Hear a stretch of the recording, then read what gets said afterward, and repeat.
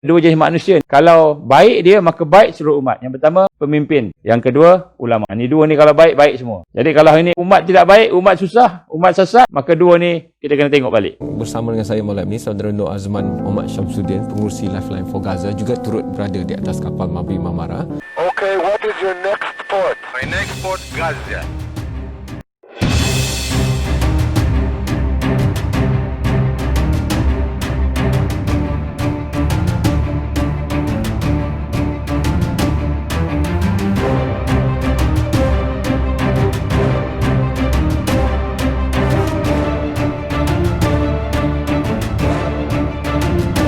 politik yang ada di belakang satu yang lebih besar lagi. Okey, insya-Allah kita mulakan dengan Al-Quran. Al-Fatihah. A'udzubillahi minasyaitonirrajim. Bismillahirrahmanirrahim. Alhamdulillahirabbil alamin, arrahmanirrahim, maliki yaumiddin. Iyyaka na'budu wa iyyaka nasta'in. Ihdinas siratal mustaqim. Siratal ladzina an'amta 'alaihim ghairil maghdubi 'alaihim waladdallin. Amin. A'udzubillahi samil 'alim minasyaitonirrajim. Bismillahirrahmanirrahim. Innal hamdalillah nahmaduhu wa nasta'inuhu wa nastahdihi wa nastaghfiruh wa na'udzu billahi min shururi anfusina wa min sayyiati a'malina may yahdihillahu fala mudilla lahu wa may yudlil fala hadiya lahu asyhadu an la ilaha illallah wahdahu la syarika lahu wa asyhadu anna muhammadan abduhu wa rasuluh qala rabbi shrah li sadri wa yassir li amri wahlul 'uqdatam min lisani yafqahu qawli rabbi zidni ilman amma ba'd. Assalamualaikum warahmatullahi wabarakatuh. Alhamdulillah, pertama-tama kita panjatkan rasa syukur kepada Allah Subhanahu Wa Taala. Dengan keizinan Allah kita dapat berkumpul pada malam ini dalam satu rancangan, dalam satu program yang kita sama-sama susun insya-Allah untuk kita membina kekuatan kita terutama di dalam perjuangan-perjuangan di sisa-sisa umur kita ini. Mula-mula marilah sama-sama kita perbaharui niat kita. Kita tajdidkan hati kita, kita perbaharui hati kita supaya sentiasa membersihkan niat kita. Niat ni maknanya apa yang kita nak capai, apa yang kita hajatkan. Kalau kita hajatkan dunia, maka Allah akan bagi dunia. Kalau kita hajatkan akhirat, Allah akan bagi akhirat. Kalau kita hajatkan redha Allah, Allah akan bagikan redha Allah. Allah akan berikan apa yang kita niatkan. Jadi kita kena betulkan niat-niat kita supaya niat kita ini hanya untuk mencari keredaan Allah, supaya Allah sayang kat kita, supaya Allah SWT memberikan hidayah pada kita, supaya Allah memberikan kita kekuatan. Dan kita panjatkan selawat dan salam kepada Rasulullah sallallahu alaihi wasallam. Allahumma salli ala Sayyidina Muhammad Nabil Ummi wa ala alihi wa sahbihi wa baraka wa sallam. Kita panjangkan salam dan selawat kita kepada keluarga dia, keluarga baginda Rasul, kepada semua saya yang mengikut dia sampailah ke hari akhirat. Tuan-tuan puan-puan rahmati Allah, sebenarnya malam ni saya rasa terlalu banyak sangat benda yang saya nak sampaikan dari sudut tajuk yang saya beri tu. Tapi kita cubalah beberapa perkara kita review beberapa perkara yang penting sebagai permulaan dan mukadimah. Perkara yang pertama tuan-tuan, marilah sama-sama kita nak kena rasa dalam hati kita, iaitu satu perasaan kita tunduk kepada Allah. Kita nak tunduk kepada Allah, kita nak merendahkan diri pada Allah Subhanahu Wa Taala, kita nak menyerah pada Allah Subhanahu Wa Taala. Kerana apabila kita menyerah diri kita pada Allah, kita tunduk pada Allah, maka pada ketika itu kita akan mendapati redha Allah bersama kita. Sebab kenapa kita nak kena tunduk kepada Allah Subhanahu Wa Taala? Kerana Allah Subhanahu Wa Taala ni amat benci dengan mereka yang menyombong diri, yang sombong diri. Jadi apa maksud tunduk pada Allah? Yang pertama sekali, apa yang Allah beri pada kita, kita nak kena sabar. Kalau benda yang kita tak suka, benda yang susah, kita kena sabar. Banyakkan sabar. Banyakkan kita nak kena sabar. Sabar ni apa? Kita menahan diri daripada melampaui batas. Kita menahan diri daripada melampaui batas, tu sabar. Ataupun kita beristiqamah dengan amalan-amalan. Itu pun sabar juga. Amalan yang soleh, kita istiqamah. Itu pun sabar.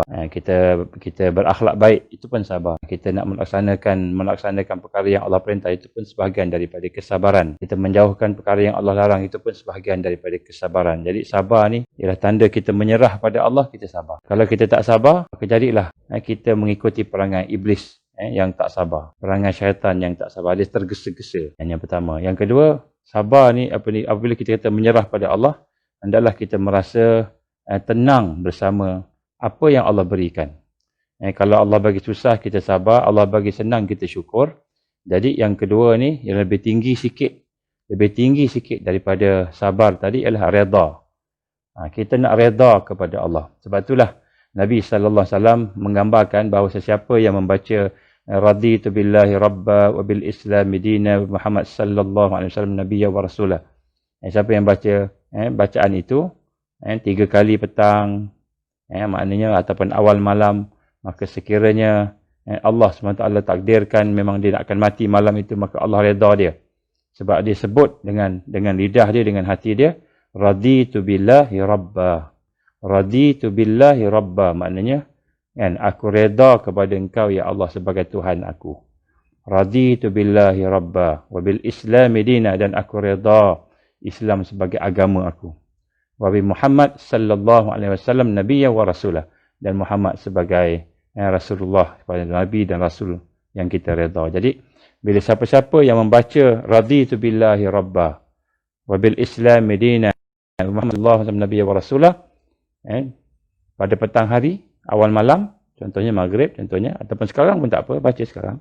Raditu billahi rabba wa bil islam dina wa bi Muhammad sallallahu alaihi wasallam nabiyya wa rasulah. Kita baca 3 kali. Jadi Allah, sekiranya Allah izin mati malam ini, malam ni ajal kita, lepas dengar ceramah ni kita meninggal dunia, tarikh mati kita malam ni, insya-Allah Nabi kata bila siapa yang redha pada Allah sebagai Tuhan dia, redha kepada Islam sebagai agama dia, dan redha kepada Rasulullah SAW, Nabi Muhammad sebagai Rasul dia, maka Allah akan redha dia. Mati kita dalam keadaan redha Allah. Bila Allah redha kita, tidak ada balasan lain melainkan syurga dia. Nampak? Sayangnya Allah pada kita, mudah aja. Allah sayang sangat kepada hamba-Nya ni. Kan? Dia bagi mudah aja. Kita ni jahat tak? Jahat. Kita ni banyak salah, banyak salah. Banyak dosa, banyak kelemahan. Dan kita ni banyak benda yang Allah tak suka kita buat. Tapi bila kita sebut dengan sepenuh hati kita, raditu billahi rabba, ya Allah, aku redha pada engkau sebagai Tuhan aku, ya Allah. Kita sebut dengan hati kita, dengan lidah kita, dengan hati kita. Sebut sungguh-sungguh. Mati kita lepas sebut, maka Allah akan redha kita. Begitu juga bagi kita pagi-pagi, bangun pagi-pagi. Begitu juga kita kena sebut juga, raditu billahi rabba wa bil islami dina wa bi Muhammad sallallahu alaihi wasallam nabiyya wa rasulah. Siapa yang menyebut doa ini ataupun ucapan ini, maka mati dia pada siang hari. Ketika paginya itu dia telah menyebut, aku redha pada Allah sebagai Tuhan aku. Aku redha kepada Islam sebagai agama aku. Aku redha kepada Muhammad SAW sebagai Rasul, sebagai Nabi aku. Maka Allah akan redha dia. Tuan-tuan, ini amalan umat di akhir zaman. Kita kena amalkan ni, tuan-tuan. Kita tak tahu, mungkin hari ni hari terakhir kita, mungkin malam ni malam dah. Kita tak tahu, mungkin subuh besok mati dah kita. Ada orang banyak mati juga ketika tidur kan. Jadi macam mana kita nak pastikan mati kita itu dalam keadaan yang baik? Kita kena sentiasa amalkan ucapan-ucapan yang diajar oleh Rasulullah sallallahu alaihi wasallam. Ini amalan ni saya beri pada permulaan majlis kita ni supaya kita jadikan sebagai satu kebiasaan, malakah. Jadi sebab tu bila kita ditimpa kesusahan, bila hati kita tak tenang, bila hati kita gelisah, bila hati kita rasa sempit, susah, maka kita baca raditu billahi rabba wa bil islam dina wa bi Muhammad sallallahu alaihi wasallam nabiyya wa rasulah. Raditu billahi rabba. Kita baca banyak kali. Jadi kenapa? Kerana redha itu membawa ketenangan. Maksud redha ialah kita tenang dengan kehendak Allah Subhanahu wa taala. Jadi sebab tu kita kena banyak amalkan doa. Doa ni merupakan salah satu tanda kita semakin dekat dengan Allah. Lagi mudah kita berdoa, lagi mudah kita berbual dengan Allah, hati kita sentiasa terikat dengan Allah, maka tanda kita sedang menuju pada Allah. Kalau kita susah nak ingat Allah, payah betul nak ingat Allah, maka itu tanda kita jauh. Kita kena latih. Sebab perkara yang saya nak sebutkan malam ni, yang besar-besar ni, saya nak sebut malam ni, saya bimbang. Kita takut, kita rasa cemas. Sebab apa? Sebab Rasul sallallahu alaihi wasallam telah pun memberitahu kepada kita tanda-tandanya. Dan kita pun tengok tanda semua dah ada. Yang pertama sekali, tuan-tuan dan Allah, kita nak tengok tentang tanda Dajjal sikit. Sikit je, tak nak banyak. Nak rangkumkan tentang masa bila Dajjal muncul. Masa bila Dajjal dah ada dah. Dajjal dah ada ni masa bila? Ada 5 tanda besar. 5 tanda besar daripada hadis-hadis Rasulullah sallallahu alaihi wasallam. Ini yang popular lah. Yang lain ada lagi, tapi ini yang saya nak sebut pada malam ni lah, 5. Ini maknanya Dajjal dah ada dah. Dan kelima-lima ni saya lihat dah ada. Yang pertama kata Rasulullah sallallahu alaihi wasallam bahawa akan lahir laki-laki yang mengaku jadi nabi. Itu tanda Dajjal nak keluar. Bukan Dajjal lagi, tapi ada orang yang mengaku jadi nabi. Ini saya ambil dia punya hadis-hadis, poin-poin hadis. Kalau kita baca panjang sangat. Yang pertama, kalau ada tengok orang dah mula mengaku jadi nabi, maka itu tanda Dajjal dah ada. Dia dah keluar. Cuma dia belum istihar. Maknanya dia punya askar-askar dia. Dia punya gurka-gurka dia dah ada lah. Contohnya kalau kita pernah dengar kisah Sai Baba. Sai Baba ni dia mengaku jadi Nabi. Jadi dia pun ada dia punya sihir dia. Ada sihir dia. Betul juga di Malaysia ni pun banyak orang mengaku jadi Nabi. Tak banyak lah, adalah beberapa orang mengaku jadi Nabi. Contohnya Rasul Kahar mengaku jadi Nabi. Mengaku jadi Rasul Kahar. Dan sebagainya. Baik, yang kedua, Masjid Nabi di Madinah telah menjadi seperti istana putih. Masjid Nabi di Madinah telah menjadi seperti istana putih. Maka Dajjal akan datang ke tepi Madinah dan dia akan melihat tu, tengok, kau tahukah itu istana siapa? Maka dia kata itulah istana Ahmad, istana yang berwarna putih. Istana siapa? Maka itulah istana Ahmad. Dia kata Masjid Ahmad. Maknanya apabila Masjid Nabi SAW telah menjadi putih, maka maknanya itulah masa Dajjal akan keluar. Lepas ni tuan-tuan tengok Masjid Nabi warna apa? Masjid Nabi warna apa? Tuan-tuan tengok lepas ni. Yang ketiga, dalam hadis yang lain ni sebenarnya hadis sahih. Hadis yang lain saya ambil poin-poin aja. Buah korma di Baisan. Baisan ni di mana tuan-tuan? Baisan ni di Palestin. Buah korma di daerah Baisan tu telah habis ataupun telah kurang ataupun telah habis. Dalam kajian yang kami buat, kami dapati bahawa buah korma di Baisan dah habis. Dia dah tukar, Yahudi dah tukar, Israel dah tukar jadi kapas. Dia dah tanam kapas. Dan tempat itu, Baisan tu menjadi tempat pelancongan. Jadi, Palestin. Sekarang ni dah kontrol, Israel kontrol. Kemudian, Danau Tiberiyah ataupun Tiberiyah, Tasik Tiberiyah telah menjadi kering. Pada tahun 2018, pihak water, kalau kita sini Syabas, kalau Selangor contohnya kan, telah menyatakan bahawa Danau Tasik Tiberiyah ini airnya telah turun di bawah daripada paras hitam, garisan hitam. Maknanya dia tak akan naik dah. Dia tidak akan jadi baik tasik balik, dia akan kering. Maka ini juga tanda Dajjal akan keluar ataupun sudah keluar. Kemudian mata air Zughar juga terletak berdekatan dengan Baisan. Dia kurang lebih tak jauh sangatlah. Kita kata daerah sebelah, lebih kurang begitu. Akan kering. Kata Rasulullah SAW, hadis sahih Imam Muslim. Maka kata Dajjal sebut dalam hadis itu, dia akan keluar. Mata air Zughar dah lama tak ada air dah. Dulu digunakan untuk tanam tanaman. Sekarang dah tak ada dah. Kemudian yang kelima ialah fitnah ad-duhaimah. Fitnah orang Islam, sama-sama orang Islam, berbunuh-bunuhan, selisih faham, sama-sama Islam, sampai peringkat dia menjadi kafir pagi, pagi beriman, petang kafir, petang beriman, pagi kafir. Ataupun dia telah menjadi orang yang menentang Islam. Kita nampak benda ni pun dah ada. Dah ada dah. Secara ringkasnya, 5 tanda-tanda ni semua dah ada. Secara ringkas. Maknanya, kita melihat bahawa kemungkinan besar, Dajjal ni dah ada dah bersama-sama dengan manusia. Dah keluar. Cuma dia mungkin tak isytihar lagi. Dia mungkin masih duduk behind the scene. Mungkin juga kita dah nampak dia. Kita dah melihat dia. Kita kenal pun dia. Mungkin kita dah kenal pun dia. Mungkin dia orang yang kita sanjung. Orang yang kita puji. Orang yang nampak baik. Mungkin orang yang banyak buat kemanusiaan. Kita kata, kita ni NGO kemanusiaan. Rupanya dia lebih banyak buat kemanusiaan daripada kita. Orang baik, orang ada kepimpinan, ada kekayaan, ada keturunan raja, ada keturunan Yahudi. Itu semua sifat-sifat dia. Mungkin kita dah nampak dah. Jadi tuan-tuan dan rahmat Allah, apabila kita gambarkan dia telah pun ada ataupun mungkin semakin hampir mau keluar, mau muncul, mau mengisytiharkan diri dia, maka keadaan dunia akan bertambah huru-hara. Kemuncak huru-hara bila Dajjal keluar. Kemuncak. Kenapa saya kata kemuncak? Sebab dia akan membawa fitnah yang paling besar. Yang paling besar yang digambarkan oleh Rasulullah SAW. Sebelum kita pergi kepada sedikit sebanyak realiti semasa hari ini, sebelum kita masuk kepada tajuk draft ataupun perancangan, plan, blueprint untuk kita melihat bagaimana umat Islam boleh bangkit. Bagaimana umat Islam bangkit. Sebab cerita yang sedihnya, cerita yang takut tu, ya Dajjal keluar, tu cerita takut. Cerita takut tu, kan kemarau, cerita takut. Kita akan cerita juga sikit lagi. Tapi cerita baiknya, keluar Dajjal, maka umat Islam akan menang. Selepas tu dia menang. Ini bukan saya cakap, ni Allah janji. Rasulullah SAW janji. Sebab itulah Rasul SAW menggambarkan kepada kita, kepada orang beriman, walaupun Dajjal ni fitnah paling besar, yang paling ditakuti bukan Dajjal itu, tetapi umat Islam sendiri. Dalam keadaan mensyirikkan Allah yang pertama sekali. Yang kedua, pemimpin-pemimpin yang sesat. Kemudian, ulama-ulama yang menyesatkan. Sebagaimana dalam hadis yang lain, diriwayatkan Abu Nuaim, dia kata apa? Dan dua jenis makhluk ni, dua jenis manusia ni, kalau baik dia, maka baik seluruh umat. Yang pertama, pemimpin. Yang kedua, ulama. Ni dua ni kalau baik, baik semua. Jadi kalau ini umat tidak baik, umat susah, umat sesat, maka dua ni kita kena tengok balik. Ini apa yang digambarkan oleh Rasulullah sallallahu alaihi wasallam. Baik.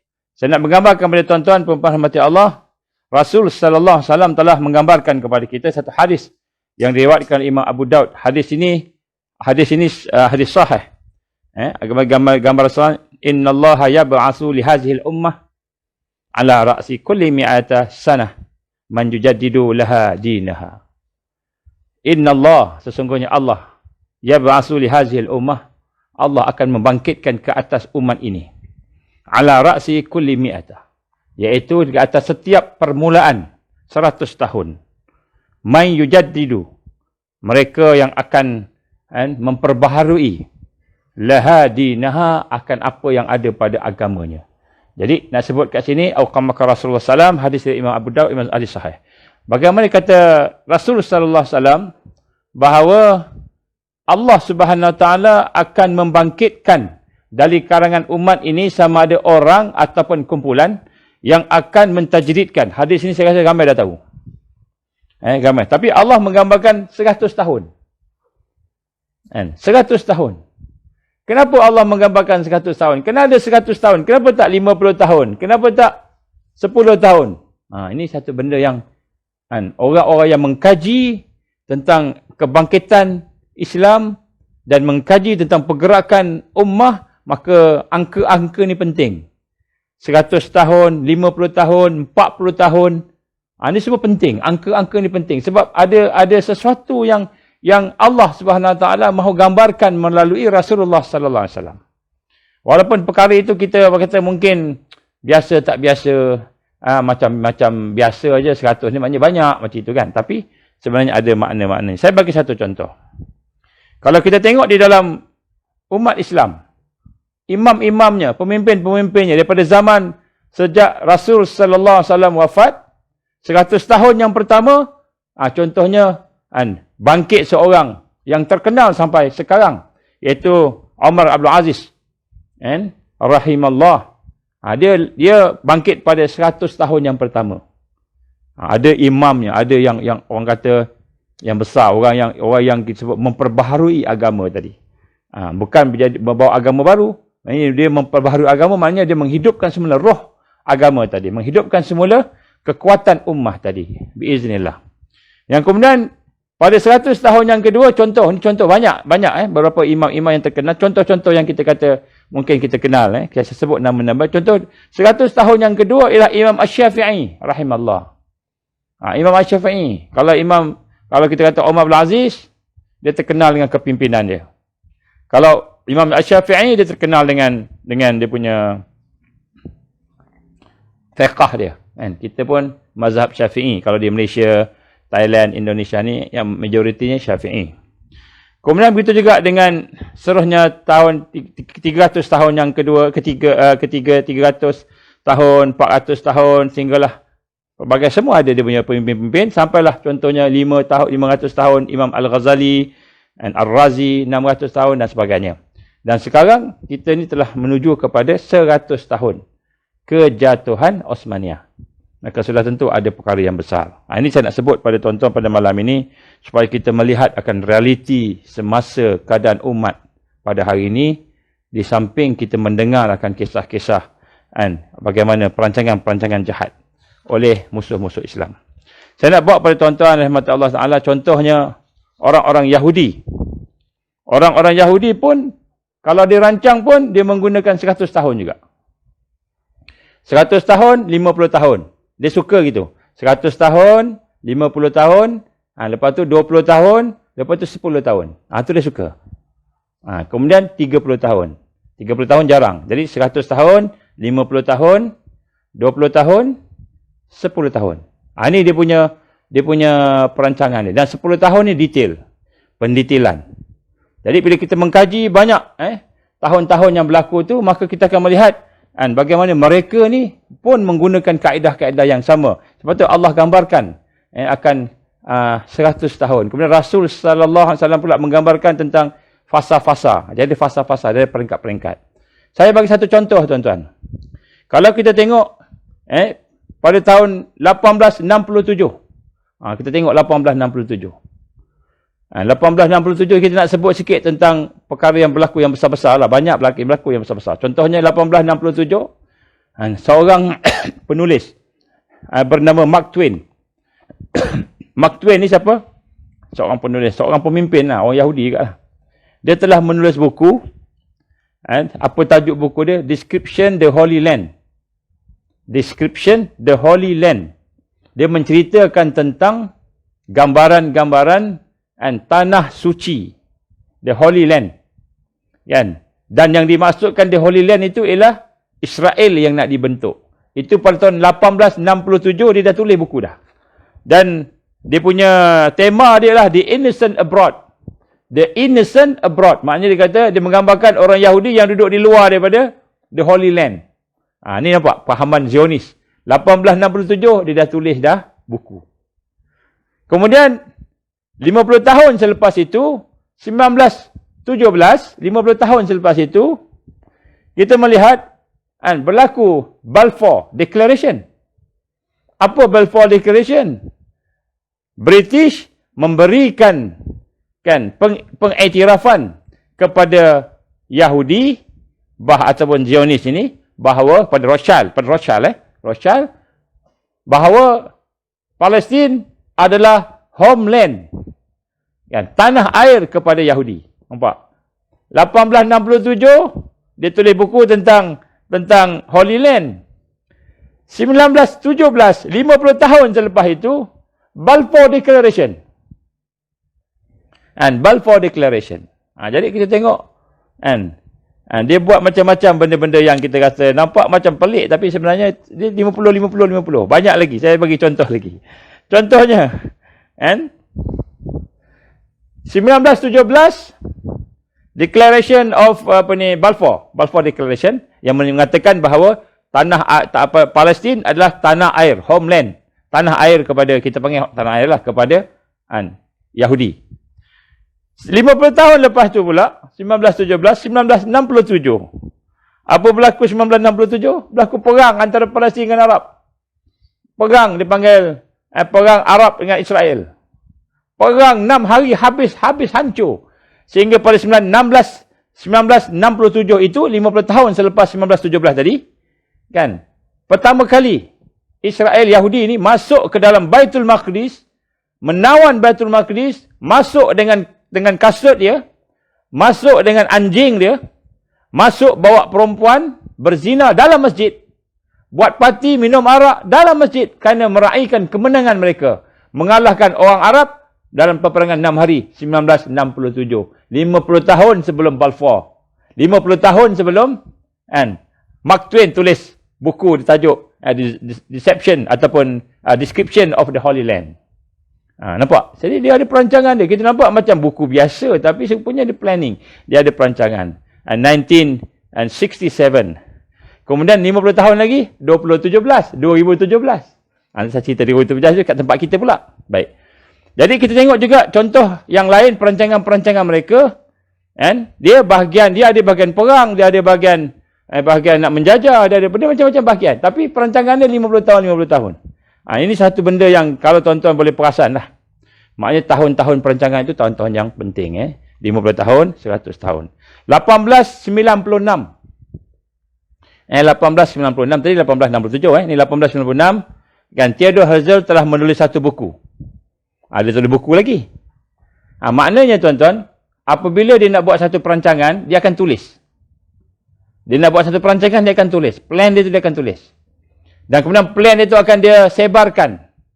Dia akan bagi semua orang baca. Kemudian nak tengok reaksi orang baca macam mana. Orang menentang ke tak menentang. Kalau orang menentang, dia kena hati-hati sikit. Kalau orang tak menentang, dia boleh teruskan.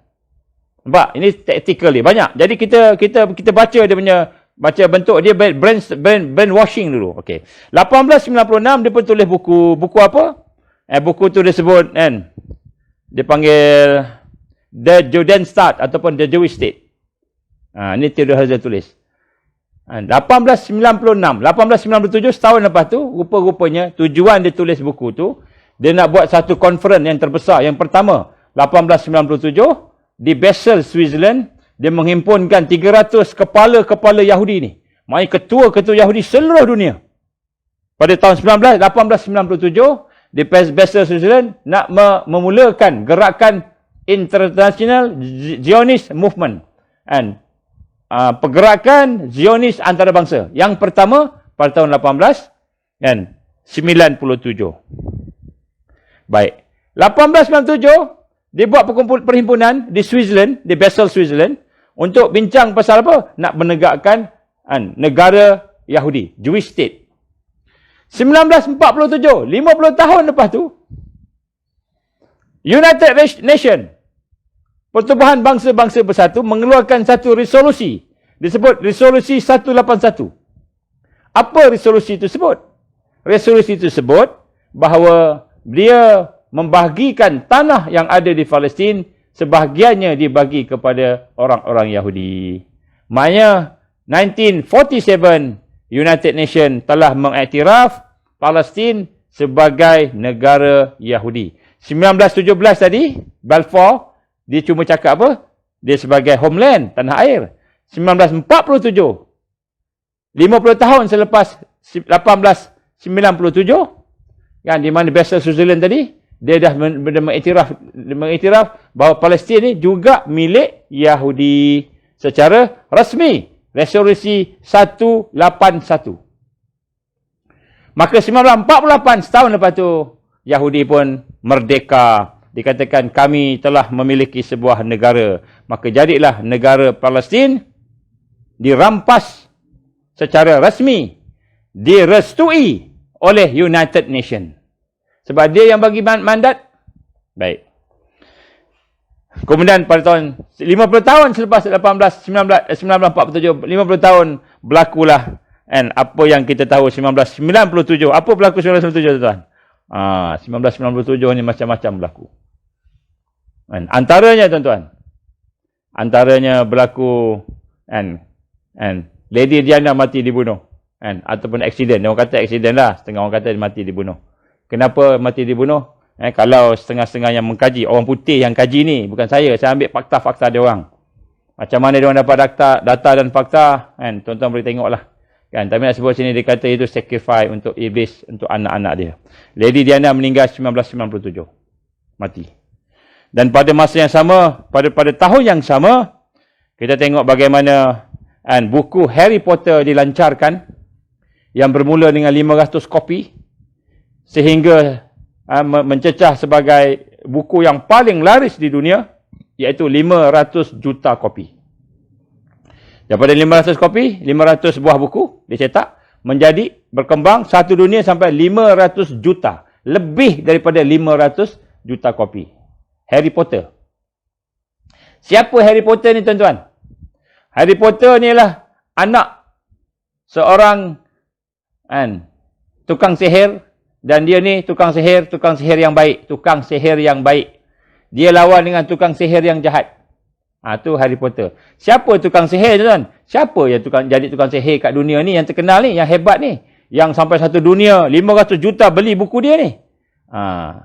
Orang-orang Kristian, orang-orang Barat yang mengkaji.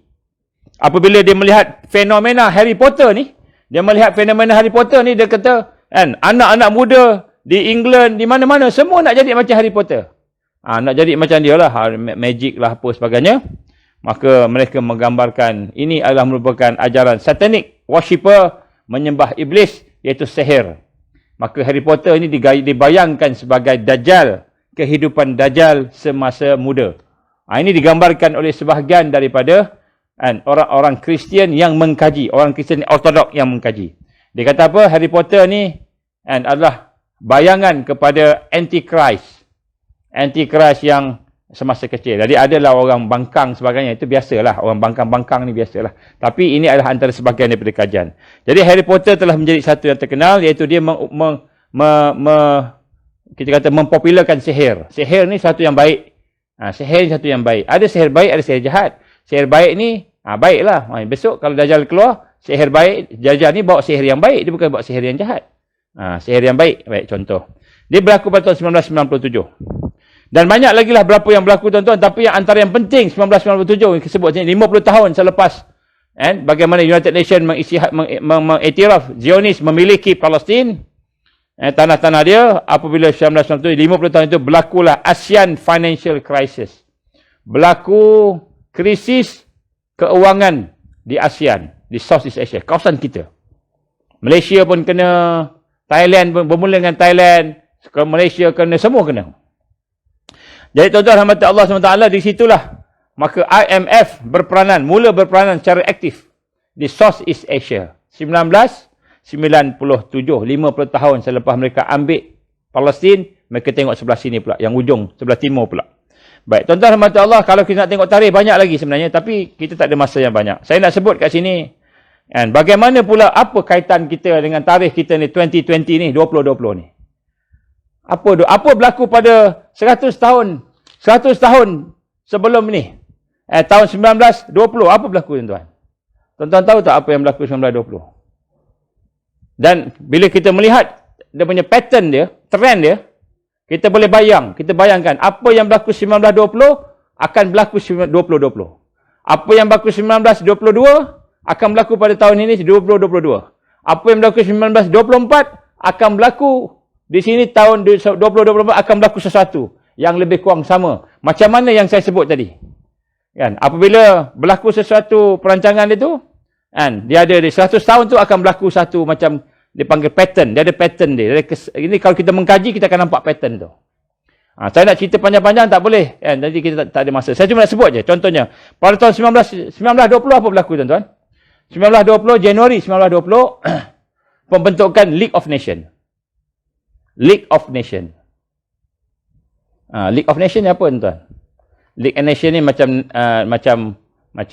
kita kata United Nations. Kan?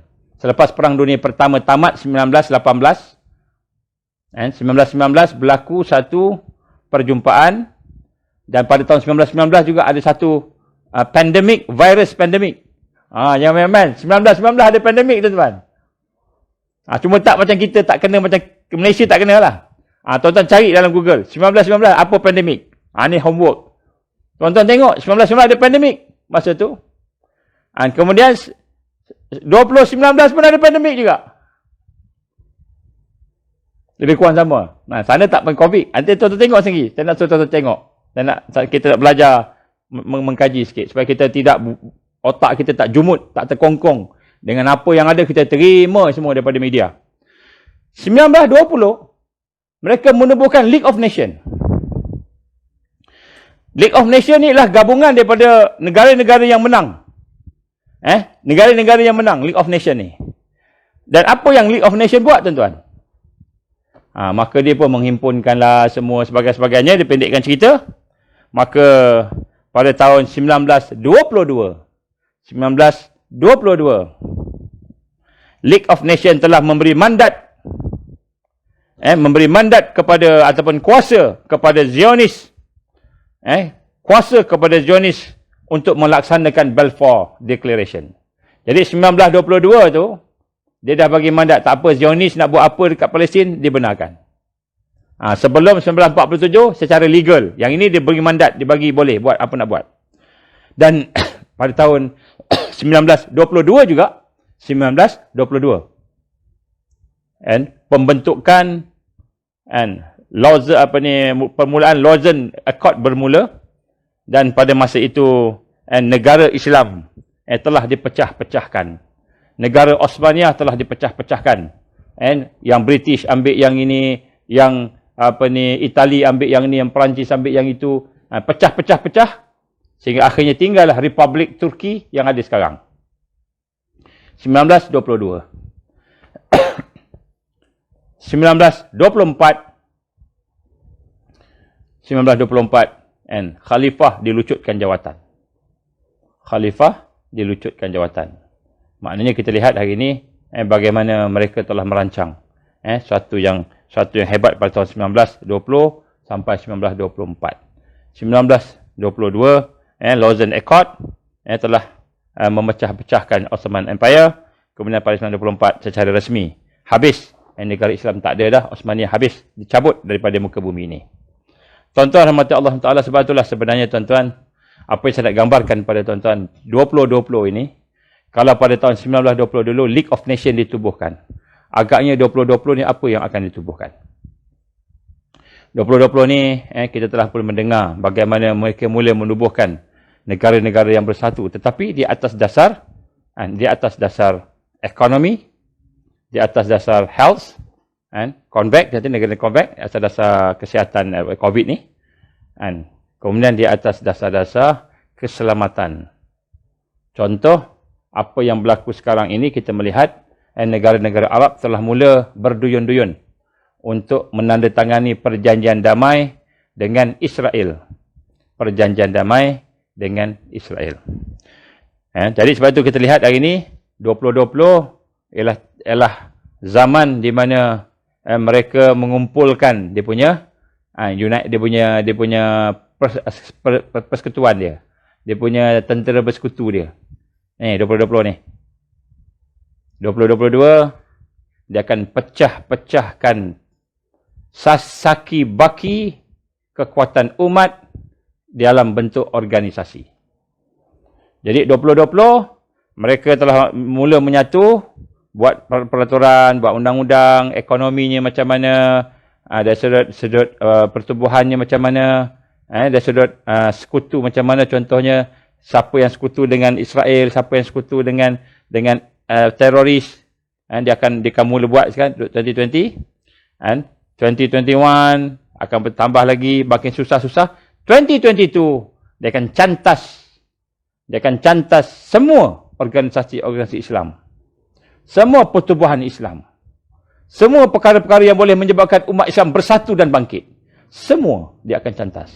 Maka 2020, 2021, kalau kita tengok 1920, 1921 tu, dia mula mengambil. Kalau kita lihat, kemungkinan besar akan berlaku pertembungan di antara sesama umat Islam sendiri. Umat Islam akan lawan umat Islam sendiri. Bergaduh dengan umat Islam sendiri. Pada tahun 2021, pada tahun 2022, dia akan cantas semua. Semua dia akan cantas. Ini kalau kita tengok trend. Kalau kita tengok trend. Kalau kita tak perasan, kita tak nampak lah. Kita ingat biasa je. Jadi apa yang dia nak buat sekarang ni tuan-tuan, yang kita nampak contohnya, COVID-19, contohnya economy reset, great reset economy.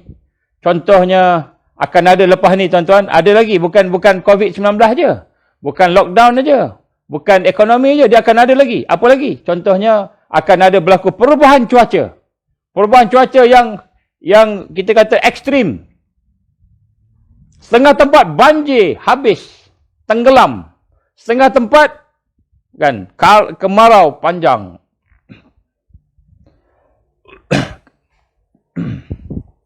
Kemudian akan berlaku pula dari sudut ekonomi. Saya akan cerita sekejap lagi. Saya nak sebut sini, ini adalah pattern.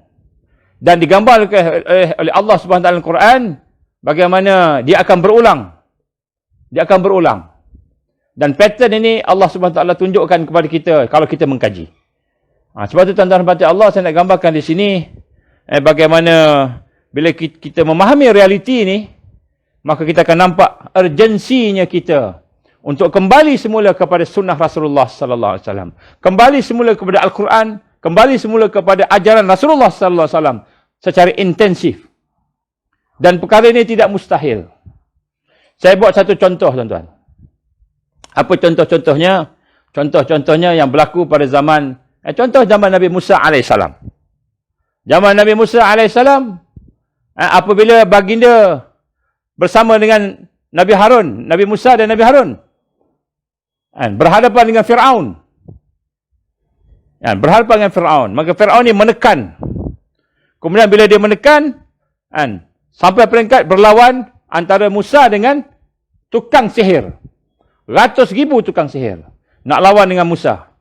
Dan kita lihat apa jadi bila karamah ataupun mukjizat Musa AS berjaya mengalahkan tukang-tukang sihir. Kita tahu cerita dia, kan? Ular tu makan semua tongkat-tongkat, tali-tali yang dicampak oleh tukang sihir tadi. Tukang sihir beriman on the spot. Tukang sihir beriman on the spot. Akan berlaku tak zaman kita? Tidak mustahil akan berlaku. Orang cerdik pandai yang berfikir, yang berilmu, yang alim. Orang cerdik yang boleh berfikir, saintis ni. Contoh, mereka bukan Islam. Mereka bukan beragama Islam. Mereka bukan seorang yang lahir Islam. Bukan. Kafir. Tetapi setelah mereka melihat suasana yang berlaku, melihat kebenaran dan sebagainya, maka tidak mustahil mereka yang hari ini memperjuangkan kemanusiaan, memperjuangkan sains, kebenaran, hidup bebas sebagai manusia, mereka akan patah balik kepada Islam. Tidak mustahil. Dan inilah perkara sunnah yang telah berlaku ketika Fir'aun AS nak hentam Musa. Dia hentam habis-habisan. Dia kepung. Dia hentam dengan tukang sihir. Tiba-tiba tukang sihir. Kita kata saintis lah kalau di sekarang ni kan. Saintis. Orang yang berilmu. Tiba-tiba masuk Islam. Beriman. Sekelip mata. Macam itu je. Ini kebangkitan. Ini kebangkitan. Begitu juga yang berlaku kepada Ashabul Ukhdud. Kalau kita pernah dengar ceritanya. Suratul Buruj. Tengok balik. Bagaimana seorang budak gulam. Seorang budak yang diproses oleh rajanya untuk jadi tukang sihir. Secara ringkas, akhirnya dia beriman. Dan akhirnya dia, seorang dia boleh menyebabkan satu negara beriman. Kecuali tentera-tentera raja je. Itu pun tempat tentera raja takut. Rakyat beriman. Dan kemudian dibunuh. Seorang-seorang dibunuh. Dibakar. Itu peristiwa parit api. Dalam surah Al-Buruj. Tuan-tuan tengok. Ini Ashabul Ukhdud. Jadi beriman ni dia boleh berlaku sekelip mata. Dia bukan mesti kita apa maknanya kena bapaknya Islam, maknya Islam, mesti kena ikut sekolah agama baru beriman. Tak. Dia bukan macam itu. Iman ni Allah bagi. Dan apabila sampai waktu kebangkitan tadi, maka orang akan otomatik beriman. Boleh beriman dengan sebab yang Allah Subhanahu Wa Taala kehendaki. Dan Allah SWT akan memilih mereka yang buka minda dia, yang buka hatinya, yang tidak taksub dengan kehidupan jahiliah, yang tidak taksub dengan dosa dia, maka mereka akan patah balik kepada Islam. Ini kebangkitan. Ini kebangkitan. Jadi tidak mustahil akan berlaku pada zaman-zaman kita ini. Tidak mustahil. Kemudian begitu juga kita dalam sejarah, dalam sirah Rasul dan para anbiya menggambarkan kepada kita bagaimana contohnya peristiwa Nabi Daud AS yang ketika itu baru berumur kurang lebih 9 tahun. Setengah-setengah riwayat kata 9 tahun. Setengah-setengah riwayat kata belas-belas tahun. Jadi Nabi Daud AS ketika itu bersama-sama dengan tentera Talut. Tentera Talut. Tentera Talut nak berlawan dengan tentera Jalut. Jalut ni raja yang jahat. Besar badan dia, hebat. Dan semua orang keliling kan, digambarkan dalam setengah riwayat. Tentera Talut ini, tentera Islam ini. Yang Islam ni, yang Nabi Daud bersama dengan dia tu. Nabi Daud tu. Kan, yang datang lepas daripada mungkin 10,000, 20,000, tinggal 4,000 je. Lain tu semua tertinggal. Tinggal 4,000 orang. Ini setengah riwayat. Jadi, tentera-tentera Jalut pula 400,000 orang. Banyaklah, ratus-ratus ribu orang. Baik. Jadi bila berlawan tu, jadi bila dah berlawan, tentera Islam dah boleh, oleh kerana iman yang kuat, dia menyeimbangi kekuatan tu, akhirnya kan ramai yang tentera, setengah riwayat ramai tentera-tentera Jalut yang tewas. Kemudian akhirnya Jalut cabar.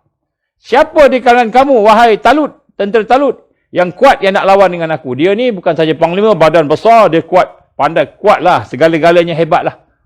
Kita kata giant lah, raksasa kan. Kemudian bila Talut tanya dengan dia punya pahlawan-pahlawan dia, siapa nak lawan dengan Talut ni, one to one ni? Semua tunduk. Tak berani. Macam kita lah, tunduk ya. Akhirnya Daud AS, seorang budak umur 9 tahun ataupun belasan tahun, ikut riwayat lah, sebagian kata 9 tahun, dia sebut, saya tuanku, ataupun saya tuan raja. Sampai apa tahu? Sampai Si Talut kata, Panglima Talut kata, siapa yang boleh kalahkan Jalut, aku kahwin dengan anak aku. Sampai macam gitu. Aku kahwin dengan anak aku kalau siapa yang boleh kalahkan Jalut ni. Maknanya apa? Akan jadi raja lah. Lepas ni akan jadi raja lah. Dia raja, Talut ni raja. Nabi Samuel yang hantar dia kan. Jadi akan dapat jadi raja. Siapa kalahkan Jalut ni? Jadi akhirnya Daud angkat tangan. Daud kata, saya sanggup. Tengok kecil. Talut kata, mana boleh, engkau budak-budak tak boleh. InsyaAllah, dia kata. InsyaAllah. Lepas tu akhirnya bagilah, dia benarkan. Nabi Daud pujuk, benarkan pendek cerita. Akhirnya berlawan dengan Talut. Dengan Jalut, Dengan Jalut. Jalut pun guna pedang dia. Dia tengok. Daud, kan. Pedang pun tak bawa. Kan. Perisai pun tak bawa. Semua tak bawa. Dia cuma bawa lestik je. Budak-budak bawa lestik je. Lestik. Kan. Slingshot. Jadi, tuan-tuan rahmat Allah Ta'ala, Jalut ketawa, semua tentera dia ketawa. Ini nak kalahkan aku. Dah lah budak. Pedang pun tak bawa. Pisau pun tak bawa. Bawa lestik je, dia kata. Dia pun hayun kat Daud. Dia hayun kat Daud. Bukan kata dia biar. Dia hayun kat Daud. Daud elak. Dia hayun sana. Daud elak. Maknanya berlakulah juga pertembungan tu. Kemudian Daud macam mana pusing. Dia tembak sekali hantar. Sekali lestik kena tepat antara dua mata ni. Tepat. Kan? Jatuh dia. Pecah kepala dia. Pecah kepala Jalut. Mati dia. Maka kalahlah tentera dia. Tentera dia semua surrender. Jalut kalah surrender. Yang bunuh dia, Daud yang umurnya 9 tahun. Nabi Daud AS. Tuan-tuan, sebab itulah hari ini, kemenangan di akhir zaman ini, kemenangan ketika Islam akan bangkit itu, bukan mesti orangnya kuat. Bukan mesti kita ada tentera yang ramai. Mesti ada senjata yang banyak. Mesti kehebatan orang Islam ni. Cukup dengan Daud yang kecil tapi ramai. Daud yang kecil tetapi berkesan. Daud yang kecil tetapi boleh memberi kesan untuk menjatuhkan Dajjal dan tenteranya. Sebab tu kita tak perlu takut tuan-tuan. Allah bersama dengan orang beriman. Apa yang saya nak ceritakan sekejap lagi mungkin menakutkan. Tapi saya nak sebut dulu. Bahawa lagi kuat ujian Allah, lagi kuat sabar kita, lagi kuat redha kita. Tenang kita bersama ujian Allah. Maka lagi tinggilah tingkatan kita di sisi Allah. Lagi tinggilah kedudukan kita bersama-sama dengan Rasulullah sallallahu alaihi wasallam. Yang akan kalahkan bila berlaku kebangkitan, yang akan menaikkan, memberikan kekuatan bukanlah orang yang besar-besar, hebat-hebat. Dan tidak semestinya orang itu kuat dan sebagainya, tetapi orang yang lemah. Malahan digambarkan dalam hadis Rasul sallallahu alaihi wasallam, Al-Mahdi, Imam Al-Mahdi yang digambarkan oleh Rasul sallallahu alaihi wasallam bukanlah seorang tokoh yang besar. Dia bukan seorang tokoh yang boleh bila bercakap sampai 1 juta orang pergi. Sampai 1 juta orang dengar. Saya minta izin minum sikit. Alhamdulillah.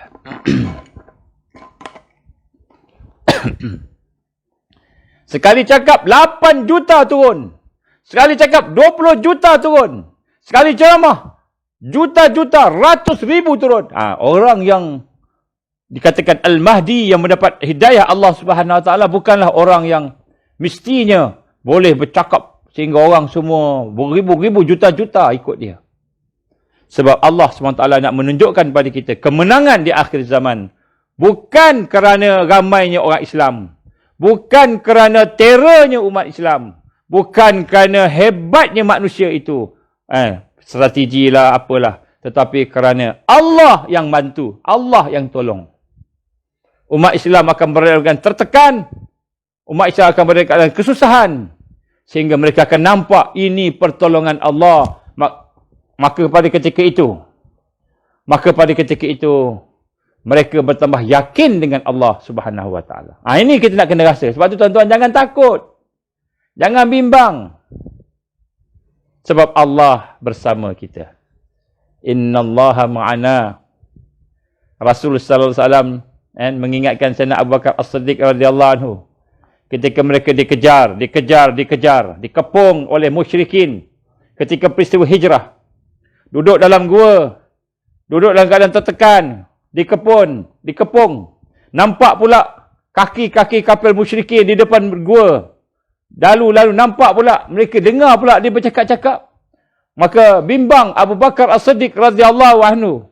Dia kata, "Ya Rasulullah, andainya mereka tunduk tengok dalam gua ni, tentu dia nampak kita, ya Rasulullah." Maka kata Rasul sallallahu alaihi wasallam, digambarkan oleh Allah dalam surah At-Taubah, "Wahai Abu Bakar, sesungguhnya kita bukan berdua, kita bertiga. Kita bukan berdua, kita bertiga. Innallaha ma'ana." Sesungguhnya Allah bersama kita. Sesungguhnya Allah bersama kita. Tuan-tuan, saya nak tanya dengan tuan-tuan. Di dalam keadaan susah-susah hidup hari ini. Dan akan bakal menjadi susah. Akan lebih susah. Akan bertambah susah. Adakah kita bersama Allah? Kalau kita bersama Allah, maka Alhamdulillah. Maka kita berada dalam satu situasi yang terbaik. Kerana bersama Allah ketika mana musuh datang. Tetapi hari ini yang menjadi masalahnya kita ialah apabila kita tidak bersama Allah Subhanahu Wa Taala. Kenapa kita tidak bersama Allah? Kerana kita tidak mendidik dan memproses diri kita, hati kita, iman kita, pemikiran kita, kehidupan kita dengan tarbiyah Rasulullah sallallahu alaihi wasallam. Sehingga akhirnya kita ketakutan. Kita ketakutan mendengar tentang virus, mendengar tentang pemaksaan yang bakal dibuat. Dia akan paksa kita. Saya dapat satu gambar sahabat saya hantar. Dia kata di mana, entah di Peru ke mana. Vaksin nak dibagi. Kemudian ada senjata, ada askar jaga. Maknanya vaksin nak dibagi. Contoh, tak tahulah betul tak betul. Sejauh mana kebenarannya bergambar tersebut. Tapi nak sebut, kemungkinan besar berlaku tidak mustahil. Apa yang mengubat kita? Apa yang merawat kita? Apa yang menyebabkan seseorang itu bangkit di akhir zaman? Tidak lain dan tidak bukan. Apabila jiwa dia, hati dia, pemikiran dia disentuh oleh iman, oleh hubungan dengan Allah Subhanahu Wa Taala. Kita tengok bagaimana tukang sihir Firaun. Tukang sihir Firaun ni, bukan saja Firaun akan bagi ganjaran yang hebat. Bukan saja dia akan diberikan kedudukan yang tinggi di sisi Firaun kalau menang kalahkan Musa. Dia akan diberikan, kita kata, kehebatan, terkenal dan sebagainya. Semua dapat. Tetapi apabila iman menyentuh hati, akal disentuh oleh iman, dia melihat bahawa ini adalah tanda-tanda Allah, kebesaran Allah. Ini adalah kebenaran, ni kebenaran, ni kebenaran. Maka mereka beriman. Sehingga Firaun mengatakan, apakah kamu beriman sebelum aku memberi izin kepada kamu untuk beriman? Maka dia kata, kami beriman dengan Tuhan Musa dan Tuhan Harun. La ilaha illallah. Maka ketika itulah mereka disalib. Tangannya bersilang dengan kakinya bersilang. Disalib oleh Firaun, dibunuh. Semua dibunuh. Dan mereka menerima kematian dengan redha. Dengan redha. Jadi di mana kebangkitan bermula, tuan-tuan? Di mana kebangkitan kita di akhir zaman ini bermula? Apabila kita boleh menghubungkan setiap peristiwa, setiap perkara, setiap yang berlaku di hadapan kita. Di depan, di belakang, di kanan dan di kiri. Setiap yang berlaku, kita boleh hubungkan. Yang pertama, biiznillah. Semua ini dengan izin Allah. Semua ini dengan kuasa Allah. Semua ini Allah yang menjadikan. Tidak akan bergerak sesuatu, melainkan Allah yang gerakkan. Tidak akan diam sesuatu, melainkan Allah yang diamkan perkara tersebut. Ini nombor satu. Sebab itulah persiapan-persiapan. Bukan kita fikir nak pergi mana-mana dulu. Bukan kita fikir nak siap makanan dulu. Bukan kita fikir nak siap, nak kumpul emas dulu. Walaupun semua itu perlu. Kita kena buat. Kita akan bincang. Tapi nak sebut, persiapan yang pertama yang kita kena bangkitkan ialah persiapan untuk kita merasai hubungan, merasai keimanan dengan Allah Subhanahu Wa Taala. Nak rasa kekuasaan Allah, nak rasa kehebatan Allah melebihi kekuasaan tentera-tentera Dajjal, melebihi kekuatan Al-Masih Dajjal. Bagaimana yang digambarkan oleh sahabat Rasul sallallahu alaihi wasallam, Abu Sa'id Al-Khudri radhiyallahu anhu. Dia bertanya dengan Rasulullah sallallahu alaihi wasallam, "Ya Rasulullah, sahabat-sahabat duk cerita pasal akhir zaman. Sahabat-sahabat bercerita berkenaan Dajjal yang akan datang, yang akan mengepung, yang akan menguasai, yang akan memaksa, yang akan menyebabkan manusia sesat. Ya Rasulullah, ramai yang rasa takut." Maka apa kata Rasul sallallahu alaihi wasallam? Simple je Rasul sangat simple je. Dan cukuplah perkataan ini untuk merawat kita. Apa kata Rasul sallallahu alaihi wasallam? Sesungguhnya Allah lebih kuat daripada Dajjal. Itu je. Rasulullah SAW sebut tu je pada Abu Sa'id Al-Khudri radhiyallahu anhu, sahabat Nabi, kata apa? Sesungguhnya Allah lebih kuat daripada Dajjal. Allah lebih kuat daripada tentera Dajjal. Tapi macam mana kita nak rasa Allah kuat dan Allah hebat dan sebagainya. Inilah dimasukkan kita perlu duduk dalam proses untuk mendidik iman kita, membersihkan hati kita, membersihkan pemikiran kita. Bukanlah maknanya kita tidak pandang apa yang berlaku ni, kita tak payah fikir apa-apa. Tak, bukan begitu. Tapi nombor satu, hati kita mestilah merasai bahawa sesungguhnya yang kuat itu Allah. Itu nombor satu. Ini kebangkitan yang pertama sekali. Yang sempurna itu Allah. Yang hebat itu Allah. Yang memberikan keselamatan itu Allah. Yang memberikan kebahagiaan itu Allah. Segala perkara yang berlaku tidak akan berlaku melainkan dengan izin Allah. Baca banyak-banyak surah. Surah Ayatul Kursi. Baca Ayatul Kursi. Baca banyak-banyak, tengok makna dia. Tengok makna dia. Baca Ayatul Kursi, tengok makna dia. Ayatul Kursi ni tuan-tuan baca sungguh-sungguh, minta pada Allah, kalau ada jin syaitan, ifrit yang nak mengganggu, terbakar dia tuan-tuan. Hebat dia. Ayatul Kursi, Allah SWT memberikan sebagai satu wasilah, sebagai satu jalan untuk kita memohon kepada Allah perlindungan. Mohonlah perlindungan dengan Ayatul Kursi. Dengan keyakinan, dia bukan baca saja. Sebab tu kita kena tengok balik-baik. Jadi sebab itulah tuan-tuan mata Allah, kebangkitan yang pertama dengan Allah, kebangkitan yang sebenar kedua ialah dengan kita nak kena faham bahawa kebangkitan adalah kebangkitan akhirat. Yang kedua ialah kebangkitan akhirat. Kebangkitan kehidupan akhirat. Maka apabila kita yakin dengan janji Allah, kita faham bahawa Allah ni tak akan menganiaya hamba-hambanya. Tiba-tiba hari ni hidup kita susah. Tiba-tiba hidup hari ni kita menderita. Tiba-tiba kita payah. Kita dicela, dicaci, dimaki dan sebagainya. Maka pada ketika itu, kita tahu al-akhirah. Ula khairun laka minal ula. Wal akhirah khairun laka minal ula. Akhirat itu lebih baik dan lebih utama. Wal akhiratu khairun wa abqa. Akhirat itu lebih baik dan lebih kekal. Jadi bila kita melihat hakikat kebangkitan di akhir zaman, bukan kebangkitan kita nak lari daripada kesusahan, bukan kebangkitan kita nak lari daripada dunia. Jadi orang tak payah fikir dunia, bukan. Tetapi nak sebut kat sini, mereka yang bangkit ialah mereka yang menuju kepada akhirat dengan mereka merancang maksima yang mungkin untuk menjadikan dunia sebagai alat, sebagai wasilah, sebagai jalan untuk dia mendapatkan kesempurnaan akhirat. Maka kebangkitan di akhir zaman adalah kebangkitan iman kita dengan akhirat. Kebangkitan iman kita dengan redha Allah, dengan syurga Allah Subhanahu Wa Taala yang lebih kita kata kuat sehingga dia melihat sesuatu yang berlaku tidak memberi kesan kepada jiwa dia. Tuan-tuan rahmat Allah Taala, saya akan ceritakan berkenaan itu kemudian. Saya nak ambil masa sikit di sini tuan-tuan. Saya nak cerita kepada tuan-tuan berkenaan beberapa perkara yang telah pun ditulis, dicakap oleh musuh-musuh Islam yang kita telah kaji, yang kita telah kenal mereka itu, dan mereka telah merancang perkara ini. Mungkin berlaku, mungkin tak berlaku. Semua itu dengan izin Allah. Tetapi kita cakap supaya kita nak mempersiapkan diri kita. Nak merasakan bahawa kepentingannya untuk kita kembali kepada Allah. Kembali kepada tarbiyah Islam.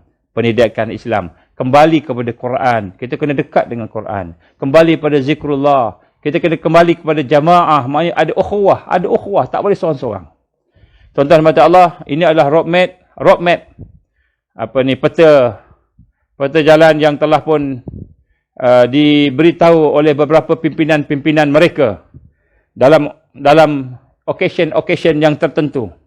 Sama ada mereka sendiri sebut melalui wawancara, ataupun mereka tulis di dalam kitab-kitab dia, ataupun dalam buku-buku dia, dalam tulisan-tulisan dia, artikel dia, ataupun yang mereka keluarkan di dalam kita kata penulisan-penulisan mereka yang resmi dan yang tidak resmi.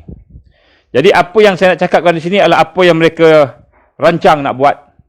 Sekadar input-input yang saya dapat petik daripada gabungan. Termasuklah Bill Gates cakap, Henry Kissinger cakap, adalah lagi Prince Charles cakap dan sebagainya. Mereka cakap, banyak orang lagi cakap. Yang kita cuba point-formkan dia supaya kita dampak dan supaya kita boleh bersedia secara spiritual, secara mental dan secara fizikal. Jadi ada orang tanya kepada kita, macam mana kita boleh tahu benda-benda macam gini kan? Macam mana kita tahu benda-benda macam gini? Tidakkah perkara ini merupakan macam satu yang kita kata pelik lah, macam dia cerita dia punya perancangan dia, strategi dia. Kan, strategi dia. Baik, saya nak sebutkan ni tuan-tuan. Mereka dah keluarkan statement-statement, kenyataan-kenyataan semuanya. Kan, ada beberapa sebab. Yang pertama sekali, kerana mereka ingin melihat, nak test apa respon daripada percakapan mereka. Contoh, dia kata akan berlaku reset economy and global reset. Contoh, dia kata WEF kata, World Economic Forum kata, Prince Charles pun kata, Henry Kissinger pun ada cakap, ramai cakap. Jadi kenapa dia cakap macam seolah-olah dia dedahkan kelemahan dia, perancangan dia, strategi dia? Ada beberapa sebab. Yang pertama tuan-tuan, kerana dia mahu brainwash dan melihat respon daripada massa dunia ni. Apa yang buat? Sekiranya if the response from general, sekiranya reaksi daripada orang awam dunia ini positif, maknanya dia orang tak kisah. Big reset, bagus, okey, tak apa. Maka dia akan teruskan. Mana dia kata majoriti suka. Majoriti dah tertipu dah, kena tipu dah. Dah kena cocok hidung dah. Kita buat, tak ada masalah. Itu nombor satu. Dia nak test, nak tengok. Ini bentuk-bentuk brainwashing. Yang kedua, dia kata, if the response from the mass is negative. Sekiranya respon tu negatif. Sekiranya respon itu adalah negatif. Orang semua bilang, tak boleh lah, kita ni, COVID-19 ni, dia kata, 40,000 doktor-doktor, ratus ribu saintis semua menentang.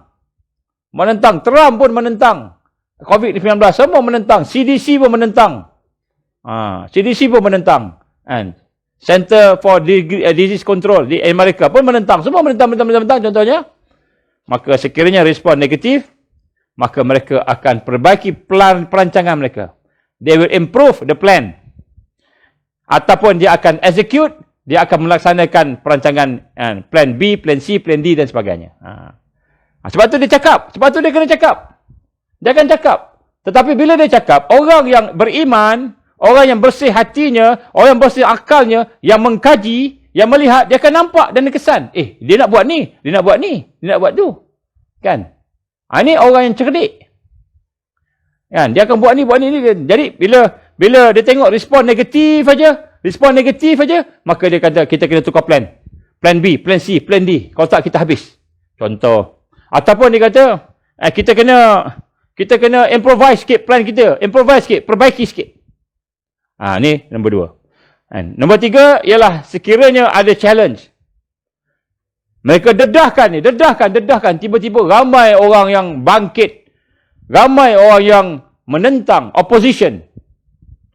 maka yang pertama dia akan hancurkan orang yang menentang tadi. Maka dia kenal lah siapa orang tu. Ini orang ni duk cerita pasal konspirasi. Ini orang nombor satu. Sebab tu tuan-tuan, ulama-ulama di akhir zaman ni, kan, tak lama hidup dia. Sebab mereka menjadi sasaran. Tapi itu semua kuasa Allah, bukan kuasa dia, kan. Dia sasaran tapi tak semestinya boleh mati, boleh hidup. Itu nyawa Allah punya, kan. Tapi nak sebut itu. Sebab tu kita kenal siapa ulama, jumpalah tuan-tuan. Baiklah, buatlah hubungan dengan dia. Ustaz-ustaz kita, ulama-ulama kita ni, jangan biarkan dia dapatkan semaksimal ilmu yang boleh. Sebab akhir zaman ni mereka menjadi sasaran. Sebab tu kita kena jaga ulama-ulama kita ni. Terutamanya umur-umurnya umur dah 80-an ni, 70-an, 80-an ke atas ni, kena jaga tuan-tuan. Sebab mereka ada pengalaman yang banyak, ada ilmu yang banyak, banyak panduan yang ada pada mereka yang kita tak ada. Baik, sebab itulah sekiranya mereka lihat ada opposition, ada challenge, ada penentangan, maka mereka akan get rid. Mereka akan buang, hapuskan penentang itu, dan pada masa yang sama mereka akan melakukan perancangan plan A, B, C, D, N sebagainya. Ini yang pertama. Kenapa dia cerita? Sebab memang dia nak tengok. Dia nak brainwashing. Yang kedua tuan-tuan, kenapa dia cerita? Sebab pernah mereka menyatakan. Kenapa dia cerita? Kenapa tak takut cerita? Kenapa perkara-perkara ini didedahkan? Contoh. Apabila berlaku Clinton mendedahkan. Dia kata sebenarnya yang membentuk Taliban, Al-Qaeda ni, kita dulu pernah tolong mereka. Clinton dedahkan. Dia dedahkan. Kita pernah tolong mereka, tapi pada masa itu kita ingat, kita tolong mereka supaya mereka boleh lawan Iran. Nampak? Supaya mereka boleh lawan musuh kita, Iran. Masa tu Iran ada nuklear ke apa sebagainya. Ataupun supaya kita boleh lawan Rusia. Kita bina Al-Qaeda. Kita bina contohnya ISIS. Kita bina ISIS, Al-Qaeda, kita support dia. Kita bagi belanja sebagai senjata, bagi duit kat dia orang. Dia sebut. Clinton ada sebut. Hillary Clinton ada sebut. Tapi orang tanya kenapa? Sebab dia kata, kerana mereka ni akan membantu kita melawan Iran. Mereka akan membantu kita melawan Rusia. Contoh macam itulah. Memang disebut dalam dia punya kongres. Bila dia tanya, bila dah terdedah tu, dia dedahkan. Kemudian contohnya General Dick Cheney, saya tak ingat siapa nama general tu. Dia menceritakan Wolf-Reich, dia menceritakan, dia kata apa? Dia kata mereka merancang akan menyerang 7 negara Arab. Dia pun sebut 1, 2, 3, 4. Dan kita tengok betul-betul dia serang sekarang ni, kan. Baik, tuan-tuan rahmat Allah. Kerana apa mereka dedahkan perkara itu? Kerana dia kata apa? Ni dengar perkataan dia. Ini sombong. Saya dah sebut kemarin. Sombong. Dia kata everything is in place. Everything is in place. Maksudnya perancangan mereka semua dah duduk pada tempat-tempatnya. And nobody can stop us now. Kami dah terlalu kuat. Kami dah terlalu hebat. Semua dah ada di tempat-tempatnya. Semua dah tersusun. Maka tak ada orang boleh nak kalahkan kami. Nombor 1 sebenarnya ni. Bukan nombor 2. Mereka ni sombong dan takbur. Memang dia saja cakap. Sebab dia kata everything is in place. And nobody can stop us now. Jadi, tidak ada apa-apa yang nak ditakutkan. Jadi sebab itu tuan-tuan rahmat, jangan ingat bila ada benda-benda macam takkan ada cerita benda-benda yang dia nak buat, kan. Macam bodoh. Tak, bukan bodoh, dia pandai, kita yang bodoh. Sebab kita tak fikir. Kita baik sangka dengan musuh. Buat apa nak baik sangka dengan musuh? Buat apa nak baik sangka dengan musuh? Allah dah gambarkan musuh ni dia menipu kita. Kan? Kita baik sangka dengan musuh buat apa? Kan? Tapi kita kena baik sangka sesama Islam, kena baik sangka. Ini sama Islam kita tak baik sangka. Kita tanya siapa dia lah, credibility dia lah. Dia cakap ni, kan, ustaz, biar cakap ustaz je lah, tak payah cakap sains. Kan? Kalau dah ustaz tu cakap ustaz je lah, cakap Quran cukup lah, hadis cukup lah, tak payah cakap sains. Tak payah cakap pasal perubatan. Orang doktor pula tak payah cakap pasal hadis-hadis ni, Quran-Quran ni. Dah doktor, kita yang buruk sangka. Kita buruk sangka dengan sesama Muslim.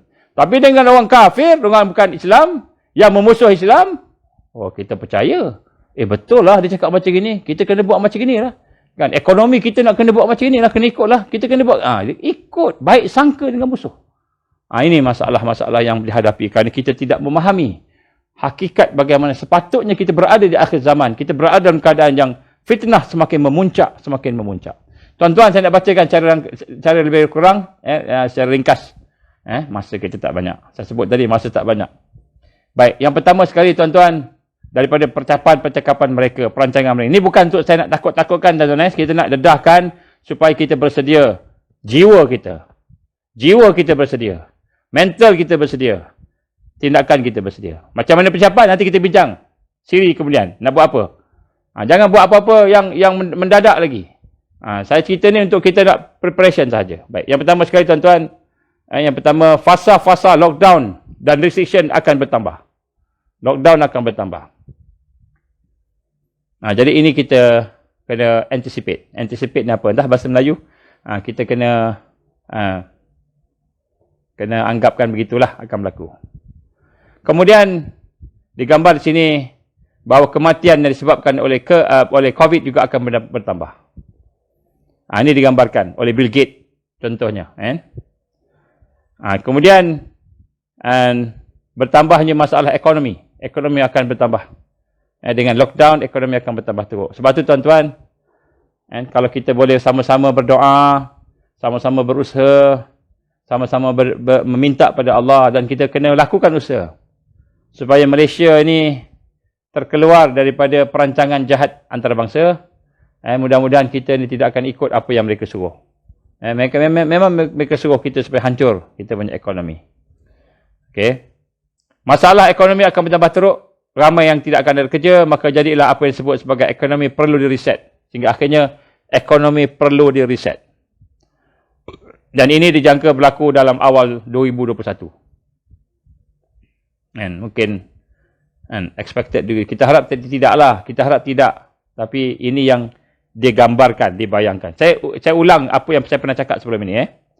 Dan maka mereka akan melaksanakan program untuk mengikat kita melalui IMF. Pada masa itu, kemiskinan, kesusahan akan memaksa seseorang itu menerima IMF dengan sukarela. Paksa rela. Ini bukan kerajaan paksa. Kerajaan tak paksa. Bank tak paksa. Tapi kita sendiri nak. Kenapa? Kita rasa terpaksa. Kita rasa terpaksa. Dengan keadaan COVID bertambah, dengan keadaan ekonomi bertambah teruk, kita terpaksa out of fear, daripada ketakutan yang ada dalam hati kita. Sebab tu kita kata tadi, hati kita ni tak boleh takut dengan makhluk. Tak boleh takut. Kita kena tenang. Kena tenang tuan-tuan. Kena tenang. Jangan kita ikut perasaan kita. Sebab dia memang nak bermain dengan perasaan kita ni. Takut. Memang dia bermain. Kita bayangkan kita akan hidup senang di dunia. Kita kena tengok senang di dunia di akhir zaman ni senang bersama kekufuran. Jadi kita kena hati-hati. Baik. Dia kata out of fear. Daripada ketakutan. Maka seseorang itu akan mengambil inisiatif ekonomi yang baru seperti apa yang digambarkan oleh IMF ataupun WEF, World Economic Forum. Kemudian akan berlaku pertambahan penyakit. Penyakit akan bertambah teruk, COVID bertambah teruk. Dikatakan ada third wave, fourth wave, di mana akan digambarkan berlaku mutasi. Akan berlaku mutasi dan menjadi COVID-21. Dia akan panggil mungkin COVID-21. Kalau benda ini dah terdedah tuan-tuan, mungkin dia tukar COVID lain pula, tak tahu. Tapi disebut sini COVID-21. Ini disebut oleh Bill Gates sendiri. Maka makin takut, orang makin takut. Dan kematian juga makin banyak. Tuan-tuan, kematian makin ramai. Tapi kematian ramai sama ada statistik sahaja ataupun betul tak betul tu, itu saya pun tak faham. Tapi nak sebut sini, dikatakan bahawa kematian makin ramai. Sekarang ni kita kata orang test positif ramai. Tapi mungkin satu ketika dengan adanya COVID-21 makin ramai mati. Mungkin Februari ke atas. Tuan-tuan Allah Ta'ala, Bill Gates pun telah menyatakan, dia kata ini adalah bioterrorism. Dia sebut bioterrorism. Bila saya sebut ni, dia sebut bioterrorism. Dan untuk minimalkan bioterrorism, dia kata kita kena adakan vaksin. Itu dia sebut. Baik. Dan di sinilah dilihat bagaimana expected akan ada peningkatan kematian. Maka pada ketika itu mungkin akan berlaku apa yang digambar, lockdown akan bertambah kuat. Sehingga akhirnya dijangka pertengahan tahun depan akan ada full lockdown. Full lockdown mungkin Mac ke atas. 2021. Ini apa yang saya petik daripada perkataan-perkataan mereka. Saya petik daripada perkataan mereka supaya kita boleh bersedia lah. Kalau kita doa supaya tak berlaku lah. Kita doa supaya tidak berlaku. Tetapi kalau berlaku, kita dah bersedia. Transitioning of individual. Okey. Manusia akan terperangkap dengan hutang, universal basic income, mungkin pada pertengahan 2021. Mungkin bulan apa? Bulan Mei, Jun ke. Orang mula dah takut hutang. Hutang dah tak boleh nak bayar. Dan sebagainya. Maka pada ketika itu, Mei, Jun tu mungkin akan ada tawaran-tawaran baru daripada pihak antarabangsa. Kepada bank negara. Dia akan pergi ke bank negara dulu. Lepas bank negara akan turun ke bank-bank biasa. Bank turun ke kita. Kemudian yang lebih menakutkan tuan-tuan yang saya melihat dan saya dengar percakapan mereka itu, expected late quarter, second quarter. Second quarter ni maknanya apa? Maknanya mungkin bulan Jun, Julai ke atas. Jun, Julai ke atas. Dia kata supply chain breakdown. Supply chain breakdown. Import export akan breakdown. Inventory shortages. Akan berlaku kekurangan dari sudut makanan. Kekurangan dari sudut expected late. Kita kata quarter second quarter maknanya Jun, Julai ke atas. 2021. Kemudian akan berlaku pergerakan tentera. Bahkan banyaklah untuk kita kata metropolitan area, kawasan bandar-bandar. Expected the third quarter. Kemudian tuan-tuan rahmati Allah, 2022 dijangka akan berlaku sesuatu yang besar pada ekonomi dunia. Ekonomi dunia 2022. Dan untuk itu ekonomi dunia akan jatuh. Digambarkan akan jatuh. Dan kemudian dia akan datang untuk melegakan dengan dipanggil program a total debit ataupun a total debt relief. A total debt relief. Ini disebut. Tuan-tuan rahmati Allah SWT, saya sebut ini mudah-mudahan tak berlaku. Mudah-mudahan tak berlaku. Tapi sekiranya berlaku, kita kena bersedia. Hati kita, fikiran kita. Nombor satu, saya sebut tadi, persiapan jiwa. Jiwa tak nak takut, tuan-tuan. Jangan takut. Ini semua perancangan dia. Jangan takut. Allah ada. Wa makaru wa makarallah. Wallahu khairul makirin. Mereka rancang penjahat. Allah pun rancang. Dan perancangan Allah terbaik. Maka bila kita bergantung dengan Allah, Allah akan bagi kekuatan. Kemudian ada masalah lain lagi. Selain daripada masalah ekonomi, selain daripada masalah penyakit, akan ada masalah lain. Ini semua tanda-tanda kemuncak Dajjal nak keluar. Sekiranya berlaku, tuan-tuan, sekiranya Allah izin berlaku. Ini saya sebut sekali lagi, apa yang mereka sebut, saya petik-petikkan. Sana sini saya ambil sikit. Saya cuba tengok pattern yang ada, dan pattern ini tidak mustahil berlaku. Selepas ada masalah climax pula. Lepas itu ada masalah cuaca. Maknanya dah lah kita ni susah hidup dengan ekonomi, susah hidup dengan penyakit, cuaca pula. Setengah tempat akan ada banjir. Setengah tempat akan ada kemarau. Ada masalah makanan, ada masalah air. Dan sebagainya. Kemudian selepas itu tak cukup dengan bencana-bencana alam. Akan berlaku pula huru-hara dan perpecahan di kalangan Muslim. Orang Islam akan bergaduh pula sama sendiri. Digambarkan Rasul sallallahu alaihi wasallam akan berlaku pula al-harju. Al-harju ni apa? Peperangan. Pembunuhan. Selepas itu pula ada masalah lebih hebat lagi. Yang digambarkan oleh setengah-setengah hadis. Ini hadis, kita kata hadis-hadis yang diriwayatkan oleh sahabat-sahabat ataupun kata-kata sahabat. Asar sahabat. Contoh dia kata apa? Akan berlaku ad-dukhan. Mungkin akan berlaku ad-dukhan. Dan selepas ad-dukhan mungkin akan keluar Dajjal. Wallahu a'lam. Apa yang saya nak sebut dekat sini, tuan-tuan, perkara-perkara kesusahan demi kesusahan tadi, yang mereka rangka dan mereka rancang biiznillah, dengan izin Allah. Sekiranya Allah izin, maka semua itu ke arah totalitarian control, iaitu menguasai dunia secara 100%. menguasai dunia secara 100%, inilah yang digambarkan oleh Rasulullah SAW, mulkan Jibriyah, iaitu pemerintahan diktator. Pemerintahan diktator. Kalau orang Amerika yang mengkaji, disebut apa? Komunis. Ini pemerintahan komunis. Setengah-setengah yang mengkaji lagi dikata, ini bukan komunis, lebih teruk daripada komunis. Ini mereka yang bukan Islam mengkaji. Saya ambil dia punya, ada orang punya kajian-kajian tu, saya tengok balik. Dia menghurai, dia kata ini ke arah total tyranny, dia kata. Total tyranny. Kezaliman yang total. Dia kata macam komunis, tetapi yang setengah pula kata lebih teruk daripada komunis. Tapi kita faham, sebenarnya Rasul SAW dah sebut, ia sebenarnya adalah merupakan perancangan-perancangan Al-Masih Dajjal. Biiznillah, dengan izin Allah. Jangan kita takut. Dengan izin Allah. Tuan-tuan rahmat Allah SWT, sebab itulah saya sebut daripada awal-awal tadi, sesungguhnya kekuatan umat Islam, macam mana kita nak bertahan? Nombor satu, bukan pada fizikal. Tapi kekuatan nombor satu ialah pada iman kita, pada hati kita. Kekuatan kita bersama Allah. Kekuatan kita bersama akhirat. Ini kekuatan nombor satu. Kemudian, untuk membina kekuatan bersama Allah, berbina kekuatan bersama akhirat ni, sehingga hati kita tenang, tuan-tuan. Hati kita tenang. Tak takut mati. Tak takut sakit. Tak takut sedih. Walaupun sakit, sakit. Lapar. Mungkin kita mungkin anak-anak menangis. Tapi Allah ada. Dia boleh memujuk kita. Dia boleh memujuk kita. Kita boleh bayangkan apabila berlakunya kesusahan demi kesusahan itu, kemuncak kesusahan.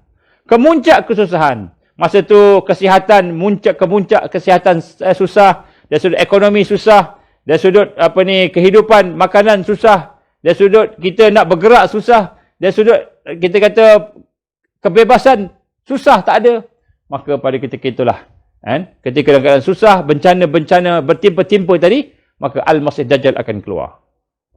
Maka Al-Masih Dajjal akan keluar, dia akan keluar sebagai Tuhan. Dia akan keluar sebagai Nabi, sebagai Rasul. Peranan dia. Sehingga orang akan bergantung pada dia. Sehingga orang akan bergantung pada dia. Sebab itulah dalam banyak-banyak yang saya sebut tadi, banyak kesusahan yang saya sebut tadi, satu tadi, maka salah satu yang besar, yang sedang berlaku sekarang, yang kita tak perasan, ialah kesatuan agama-agama seluruh dunia. And one world united religion. One world united religion. Di mana one world united religion ini akan menjadi anchor, akan menjadi pemegang, akan menjadi asas tapak untuk menyesatkan seluruh manusia. Bukan Islam saja, seluruh manusia. Dengan kesusahan-kesusahan yang ada. Segala kesusahan-kesusahan yang ada itu akan menyebabkan seseorang itu sesat, kerana ada satu gerakan, iaitu gerakan untuk menyatukan iman-iman manusia di bawah gerakan One World Religion yang sekarang ini sedang berlaku, dan saya jangka mungkin dalam tahun 2020 ini, mungkin sebelum Disember ni, akan berlaku satu perjanjian. Mungkin. Wallahu a'lam. Mungkin tahun 2022. Wallahu a'lam. Sebab tahun 2022 memang dia orang cadang nak bina Haikal Sulaiman tahun 2022. Dia orang cadang. Dia orang cadang. Baik. Tuan-tuan rahmat Allah Ta'ala, apa yang saya sebutkan pada hari ini, saya mulakan dengan bagaimana peristiwa-peristiwa sirah, peristiwa-peristiwa sejarah, di mana berlakunya kebangkitan demi kebangkitan ketika mana umat Islam dikepung. Umat yang beriman dikepung. Sama ada peristiwa itu ketika berlaku di zaman Nabi Musa AS, ataupun ketika berlaku di zaman Nabi Daud AS, Nabi Daud AS, ataupun ketika zaman Nabi Isa, iaitu peristiwa Ashabul Ukhdud. Ashabul Ukhdud itu pengikut-pengikut Isa yang berlaku pada satu tempat, yang di kawasan Middle East. Jadi kita lihat setiap kali berlakunya kesusahan demi kesusahan demi kesusahan, termasuk Ashabul Kahfi, kesusahan demi kesusahan tadi, semua itu apa yang menyelamatkan mereka semua? Apa yang menyelamatkan mereka yang berada dalam keadaan kesusahan tadi? Ialah al-imanu billah, beriman pada Allah, yakin pada Allah, dekat dengan Allah, kenal Allah, dekat Allah, sayang pada Allah Subhanahu Wa Taala. Dan kemudian yang kedua ialah al-iman bil akhirah. Kita beriman kepada akhirat. Kita yakin dengan janji Allah. Hari ni aku lapar, hari ni aku sakit, hari ni aku tak ada duit, hari ni aku akan susah, menderita, hari ni dalam keadaan payah, dalam keadaan ditekan, dalam keadaan macam-macam. Tetapi Allah janji, reda dia kalau aku sabar. Kalau aku reda Allah, Allah reda aku.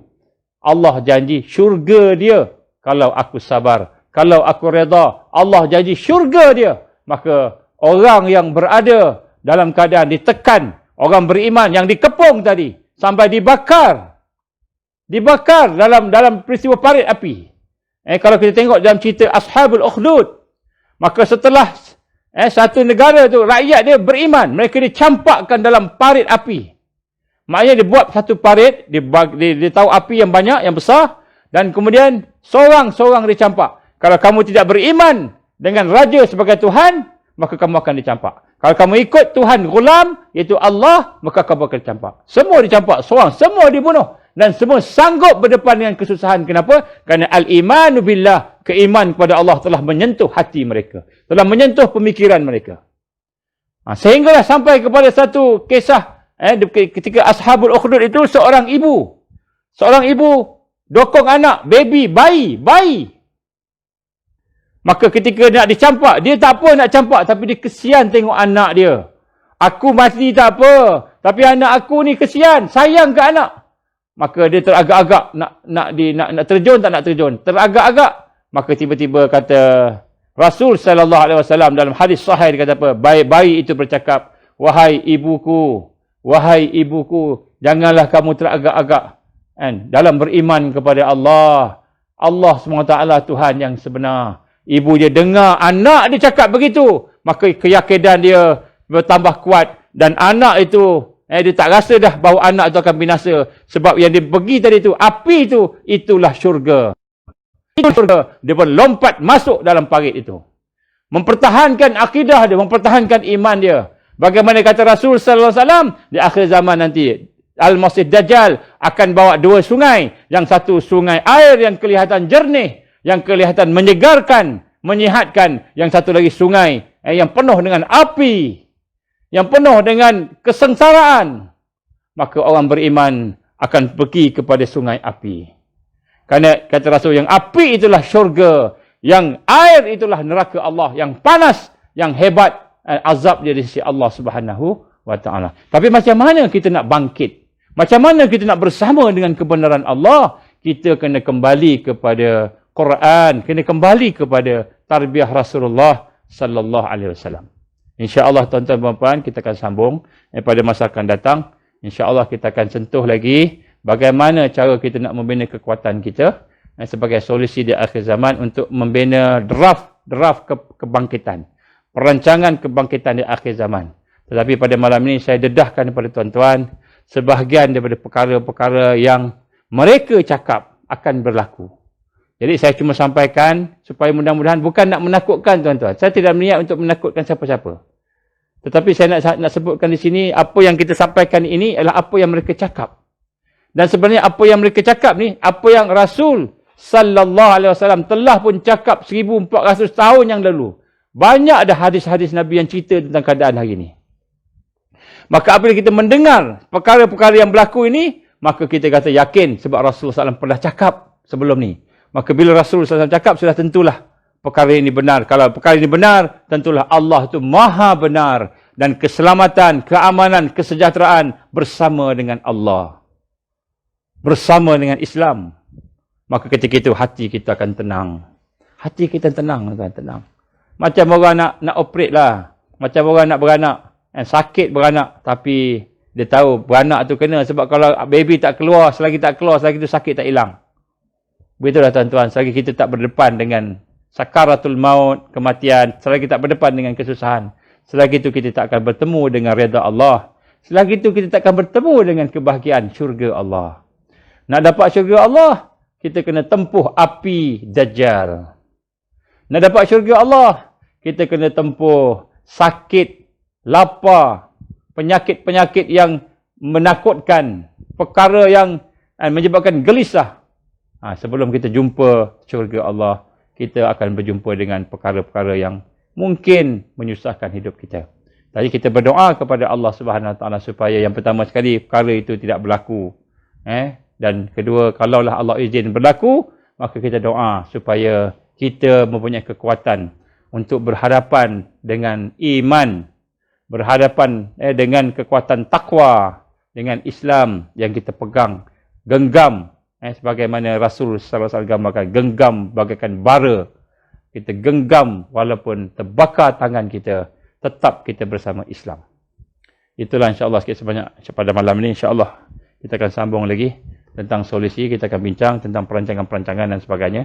Nak duduk kat rumah macam mana, nak duduk keluar daripada rumah kampung-kampung ke apa ke, kita akan bincang insya-Allah. Lepas daripada ni, bagaimana kita nak menyelesaikan permasalahan kita berhadapan dengan ujian-ujian dan fitnah akhir zaman. Kita tangguh dengan kita membaca doa Rabithah insya-Allah. Kita bayangkan wajah anak-anak kita, saudara-saudara kita, kita bayangkan kawan-kawan kita. InsyaAllah mudah-mudahan termasuk dalam doa ni insyaAllah. Allahumma salli ala sayyidina Muhammad wa ala alihi wa sahbihi wa baraka wa sallam. A'udzubillahi samil alim minasyaitonir rajim. Bismillahirrahmanirrahim. Alhamdulillah rabbil alamin. Wassalatu wassalamu ala asyrafil anbiya'i wal mursalin wa ala alihi wa sahbihi ajma'in. Allahumma innaka ta'lam anna hadhihi al-qulub qad istama'at ala mahabbatik wa altaqat ala ta'atik wa tawahadat ala da'watik. وتعاهدت على نصرة شريعتك فواسك اللهم رابطتها وأدمتها وهدها سبولها واملأها بنورك الذي لا يخبو واشرح صدورها بفيض الإيمان بك وجميل التوكل عليك وأحييها بمعرفتك وأمتها على الجهاد في سبيلك يا الله إنك نعم المولى ونعم النصير. اللهم يا مقلب القلوب ثبت قلوبنا على دينك وعلى طاعتك وعلى جهاد في سبيلك لا إله إلا أنت سبحانك إنا كنا من الظالمين. اللهم انصرنا يا الله على تارك الدعوة وتارك التربية وتارك الجهاد في سبيل الله. اللهم انصر الإسلام والمسلمين والمستضعفين والمجاهدين في كل مكان وفي كل زمن. اللهم إنا نعوذ بك من عذاب جهنم. اللهم إنا نعوذ بك من عذاب القبر.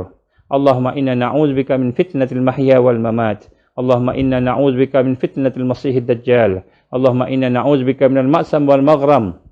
اللهم إنا نعوذ بك من أن نشرك بك شيئا نعلم ونستغفرك لما لا نعلم.